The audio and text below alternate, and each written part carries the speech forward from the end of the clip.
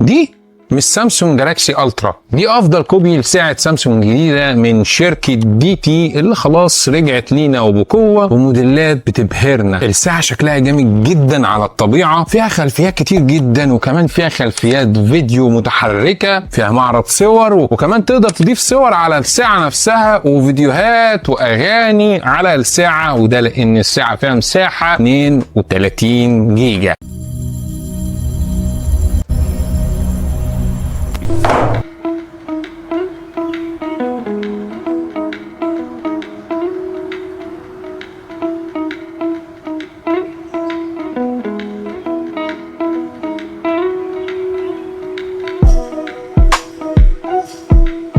العلبة شكلها جامد جدا على الطبيعة زي ما احنا شايفين كده. دي تي ووت بتفاجئنا دايما بحاجات بريميوم جدا.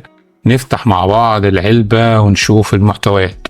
حاجة سبيشال كده، حاجة تحفة. خلي بالكم يا جماعة في منها كوبي طبعا. أول حاجة بتلاقيها وأهم حاجة هو عاملها لك في الواجهة على طول هي الساعة نفسها. نشيل الكيس كده عشان نشوف شكل الساعة وجمالها على الطبيعة. زي ما انتم شايفين كده حاجة تحفة تحفة تحفة تحفة جدا من المعدن. ده الظهر بتاعها سنسورات وفي مكان للوك، مسامير السنسورات بتاعتها. هنا في الجنب هنلاقي 3 أزرار زي ما احنا شايفين كده، زرار بالاحمر وزرار الاورنج اللي شبه الالترا في الجنب كده ولكن شكله مختلف شوية، وزرار باللون الابيض. في الجنب التاني هنلاقي السماعات ومفيش اي ازرار تانية في الساعة. دي اول حاجة. بعد كده سلام على الباكينج. باكينج مميز كده للستراب، عامل لك مكان تسحب منه كده.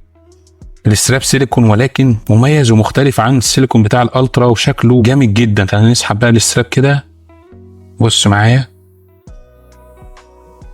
طبعا في لوك للستراب وشبه بتاع الالترا بالظبط، هي ميكس بين ساعات الالترا والسامسونج الجديده ولكن شكله مختلف، والتعريجات بتاعته او الزجزاج بتاعه مميز عن الالترا، شكله تحفه جدا. بعد كده هنلاقي الشاحن اللي فيه بنات، طبعا هو وايرلس ومفيش بنات قصاده هنا في الساعه. خلاص احنا اتعودنا على الشاحن ده. الشاحن ده لما بنشوفه بنعرف ان الساعه دي بينفع تتوصل بلابتوب او كمبيوتر عشان تنقل بيانات فيها مساحه داخليه. بعد كده اخر حاجه مفيش حاجه تانية هو كتيب التعليمات. بص عامل لك كشكول، حاجه كده فيها شرح، يعني مهتم بيك بكل التفاصيل بيشرحها لك على الساعه. طبعا محدش بيقراه. ويبقى بالشكل ده محتويات البوكس: الساعه ودي اول حاجه لقيناها، الاستراب، السيليكون، الشاحن، وكتيب التعليمات. الباكينج محترم جدا. يلا بينا نبدا الفيديو. الاستراب الصغير دوت بيبقى بيركب فوق في كل الساعات من الناحيه اللي فوق هنا كده،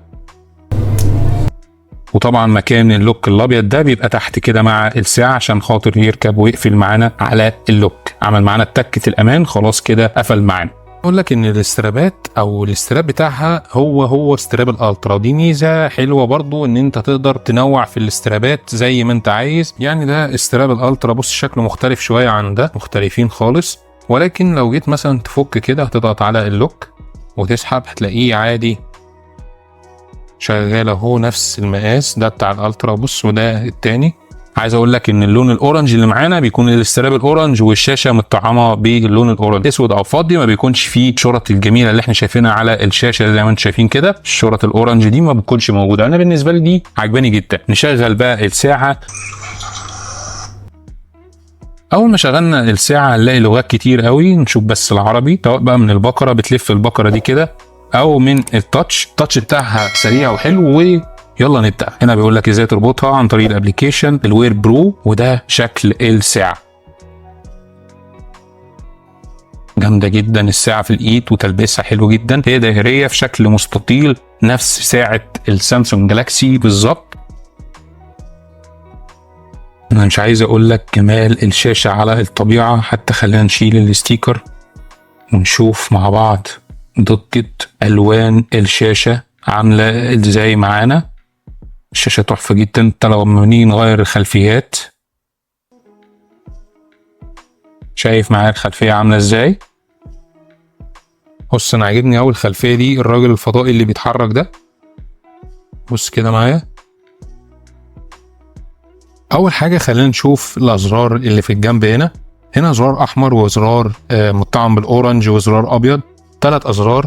ده زرار عادي بيقفل الشاشه، اما هنا ده ليه كذا وظيفه. اول حاجه بيدخلك على قائمه، كمان بيعمل سكرول معاك كده في الشاشه، كمان تضغط ضغطتين كده هيغير لك شكل القائمه.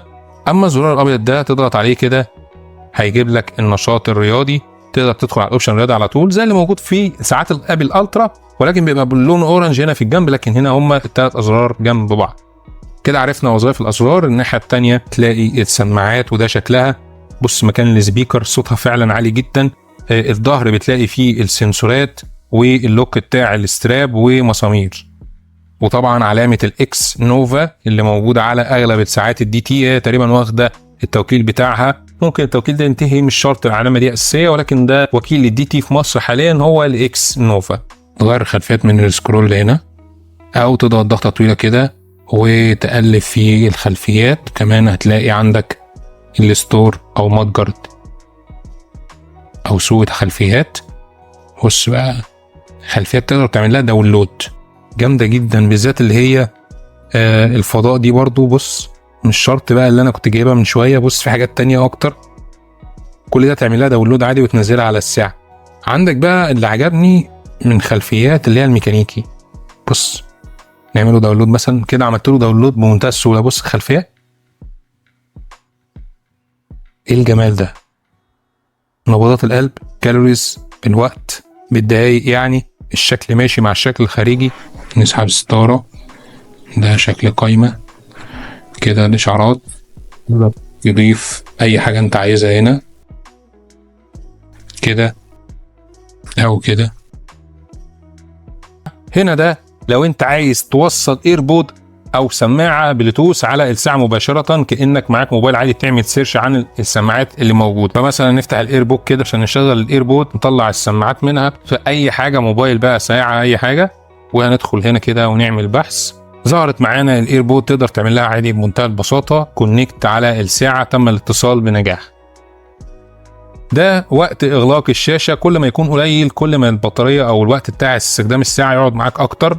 وهنا الفايبريشن، انت بتحس بالفايبريشن 1 أو 2 أو 3، او الغاء الفايبريشن خالص لما يجي لك اشعار او مكالمه، عشان لو انت مش بتنتبه بين الصوت مثلا زي الموبايل كده يعني. ده كده مستوى الصوت بتاع الساعه في كل حاجه عامه. بعد كده هتلاقي السيتنج، دخلك على السيتنج على طول، وهنا ده مستوى السطوع بتاع الشاشه، 4 مستويات. الكيو ار كود بتاع الابلكيشن اللي انت بتعمل له سكان عشان تنزل الابلكيشن، او بتدخل على متجر جوجل او الاب ستور وتعمل له داونلود.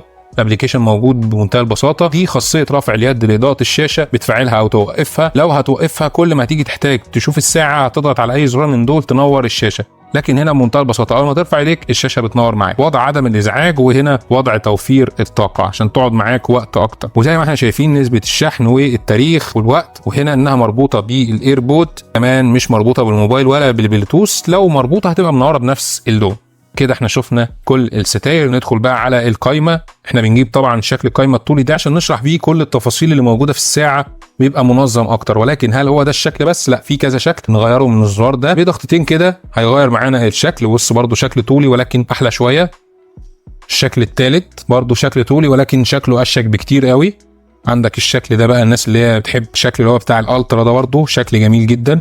عندك الشكل ده اللي هو بيملأ الشاشه كلها، برضو تحفه جدا. في الشكل ده والشكل ده برضو، والشكل ده وشكل الحركة ده، بص كده جامد جدا الشكل ده برضو. فهو منوع لك في الاشكال الداخلية للقائمة عشان ترضي كل الاذواق. اول حاجة هتلاقي الاوبشن الرياضي، في كذا اوبشن زي ما احنا شايفين كده، حوالي 22 اوبشن رياضي. وده مثلا شكل الاوبشن وهو شغال، اسلك نبضات القلب والكالوريز والوقت. تقدر توقف كده تعمل حفظ للمرحله اللي انت وصلت لها، او ريست، او خروج من الاوبشن الرياضي. ترجع باك من هنا او من هنا زي ما انت عايز. نبضات القلب، وبعد كده لوحه الاتصال لازم تكون رابط الساعه بالموبايل. في الحاله دي هتلغي اتصال البلوتوث بتاع الايربود وهتخليها وضع الهاتف، والموضوع بسيط جدا عن طريق بلوتوث بتاع الموبايل عادي جدا. عملنا لها كونكت زي ما احنا شايفين كده. فكده نقدر نتصل عادي بقى ونستخدم لوحة الاتصال. هيتصل عادي بدل من التليفون، عادي بدل ما استخدم التليفون. النشاطات الرياضية اللي احنا جبناها من بره برضو، ولكن هنا فيها بيانات اسبوعية كمان. احتساب ساعات النوم والطقس، اكسجين في الدم، مشغل الموسيقى. وهنا ده نقطة مهمة جدا، لو انا رابط الساعة بالابليكيشن اقدر اشغل الموسيقى اللي على التليفون على الساعة نفسها. طب لو انا عايز اشغل موسيقى على الايربود، هنا كده هختار الموسيقى اهي اللي على الساعة نفسها، مش محتاج الموبايل خالص. اختار ما بينهم بقى، واللي هنزله من اللابتوب او الكمبيوتر هيظهر معايا هنا. وهنا اوصلها على الايربود بقى واسمع الموسيقى نفسها اللي على الساعة على الايربود. يعني الموضوع بسيط جدا. طبعا دي التحكمات بتاعة الميديا. هنا تمرين للتنفس، هنا خدمات سيري او جوجل لو انت اندرويد او ايفون، سجل التمارين الرياضيه اللي انت عملت لها سيف، يعني زي ما شفنا من شويه في التمارين الرياضيه تقدر تعمل لها سيف. هنا ده سجل المكالمات، تقدر تضيف لغايه 2000 اسم زي ما احنا شايفين كده على الشاشه. بعد كده سجل المكالمات الوارده والصادره زي ما انتم شايفين كده، احنا اتصلنا باوكازيون. وهنا دي الاشعارات، وحقيقي الساعه بتجيب اشعارات لكل الابلكيشنات اللي على الموبايل. طبعا ما تنساش تنزل ابلكيشن اوكازيون على الموبايل عشان يوصلك كل جديد وتاخد خصومات وعروض اول باول. ودي الاشعارات زي ما انتم شايفين كده، تجربه ساعه دي تي، رساله جايه لي من مصطفى على الواتساب. بعد كده آلة حاسبه واضحه واقدر استخدم فيها عمليات حسابيه براحتي. مسجل الصوت او الميمو. وهنا بعد ما بسجل يعني نجرب كده مثلا تيست الساعه دي تي، نقفل كده نروح هنا هنلاقي الريكورد نشغله. يعني نجرب كده مثلا تيست الساعه دي تي، صوت الساعه حلو وعالي. وبعد كده هنلاقي الالعاب اللي موجوده على الساعه، كل دي العاب. ومنبه، تقدر تضيف منبهات لايام معينه ووقت معين، اكتر من منبه يعني. وستوب ووتش، وهنا موقت او منبه بعد وقت اوقات قد ايه، من اول دقيقه لغايه 30 دقيقه.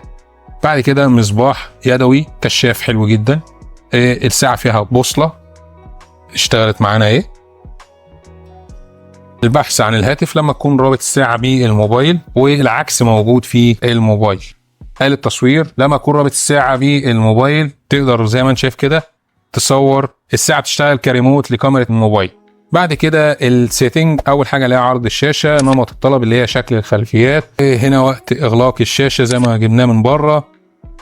والتذكير او النوتيفيكيشن بيقول لك عايزها تجيلك اهتزاز ورنين ولا اهتزاز فقط، زي ما انت عايز. وضع الموسيقى اللي احنا بنجيبه من مشغل الموسيقى نفسه. هنا الرسوم المتحركه، هنا في اكتر من رسوم متحركه عكس بره جايب لك 2 بس، فخليها مثلا مكعب. ضبط الوقت، تقدر تظبط الوقت والتاريخ من غير ما تحتاج تربط الساعه بالموبايل. شدة الاهتزاز او حجم الفايبريشن من 1 ل 3، او ممكن تعمله 0 تلغيه خالص. السطوع بتاع الشاشة هنا بقى مختلف، مش درجات، تقدر تتحكم في السطوع. شكل القايمة بقى من غير ما تقعد تضغط على الزرار، عندك كل دي اشكال القايمة، 9 اشكال للقايمة الداخلية. بعد كده اللغات، وضع عدم الازعاج تشغله او توقفه، وضع توفير الطاقة، والباسورد تقدر تعمل باسورد للساعة. وضع الكابل بتاع اليو اس بي، لما هتوصل الكابل كده ليه عدله معينه زي ما احنا شايفين كده، لازم البنات دي طبعا مفيش قصادها، فانت مش هتبقى عارف تعدله. اي وضع تاني كده هتلاقي الكابل ما بيلزقش وبيقع منك كده. بقى الوضع الصح ان انت ديت مع البنه هنا كده الوضع الصحيح بتاع الكابل عشان توصله على اللابتوب او تستخدمه كشاحن لو انت عايز تشحن الساعه، او ان انت هتوصله على الكمبيوتر تحمل او تاخد حاجات من الساعه زي الفويزات مثلا اللي انت بتسجلها. هنا عن الساعه ده الاباوت اللي احنا جبناه من بره. ومساحه التخزين 32 جيجا بايت بتساوي 4 جيجا، يعني اللي تقدر تستخدمه 4 جيجا على كمبيوتر فعلي 3 جيجا ونص بس، مش 4 جيجا كمان. بعد كده قائمه النظام، تقدر تقفل او تعمل اعاده تشغيل او ريست ضبط مصنع يعني للساعه. دي كده كل حاجه موجوده في السيتنج. بعد كده ألبوم الصور، ودي الصور اللي على الساعة. تقدر طبعا تضيف صور عن طريق الابليكيشن، أما الفيديوهات تقدر تضيفها عن طريق اللابتوب. والكواليتي بتاع الصور جامد قوي زي ما احنا شايفين كده، والتنقلات زي الموبايل كده. الفيديو نفس القصة، تقدر تضيف فيديوهات، بس الفيديوهات بتكون بصيغة اسمها AVI. ودي كده كل حاجة حرفيا موجودة في الساعة الدي تي جالاكسي ألترا.